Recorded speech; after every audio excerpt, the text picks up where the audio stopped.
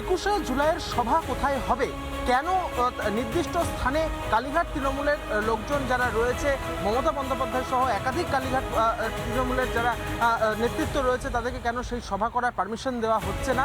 পাশাপাশি পুলিশের অতি সক্রিয়তার বিরুদ্ধে অভিযোগ তুলে ইতিমধ্যেই মামলা দায়ের করা হয়েছে। আগামীকাল সেই মামলার শুনানি, আর ঠিক তার আগেই ঋতব্রতপন্থী তৃণমূলের রুদ্ধদ্বার বৈঠক, যে বৈঠকে উপস্থিত থাকলেন ফিরহাদ হাকিম, চন্দ্রিমা ভট্টাচার্য থেকে শুরু করে শান্তনু সেনরা। শহীদ তর্পণ সর্বভারতীয় তৃণমূল কংগ্রেসের শহীদ তর্পণ, সুতরাং সেটা গান্ধী মূর্তির পাদদেশে হবে এবং প্রশাসন সেইভাবেই আমাদের অনুমতি দিয়েছে। আমরা মনে করি যে গঠনমূলক রাজনীতি করতে গেলে সবসময় প্রশাসনেরও কিছু জিনিস আমাদের মান্যতা দিতে হয়, মানুষের যাতে অসুবিধা না হয় সেই দিকে লক্ষ্য রেখে প্রশাসন আমাদের বলেছেন যে গান্ধী মূর্তির পাদদেশে করতে, আমরা সেই মতন করছি। এটা সর্বভারতীয় তৃণমূল কংগ্রেসের শ্রদ্ধা জ্ঞাপন শহীদদের প্রতি।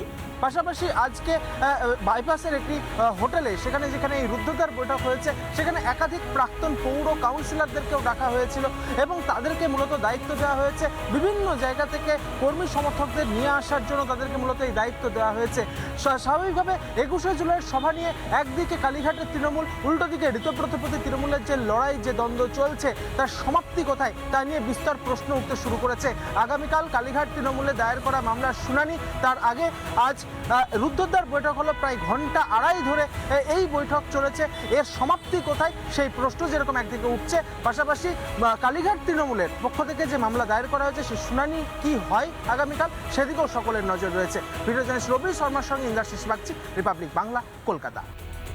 নানা ধরনের কন্টেন্ট দেখার জন্য লাইক করুন, শেয়ার করুন আমাদের ফেসবুক পেজ, সাবস্ক্রাইব করুন আমাদের ইউটিউব চ্যানেল। পাশাপাশি অন্যান্য ব্রেকিং নিউজের জন্য অবশ্যই চোখ রাখুন রিপাবলিক বাংলায়।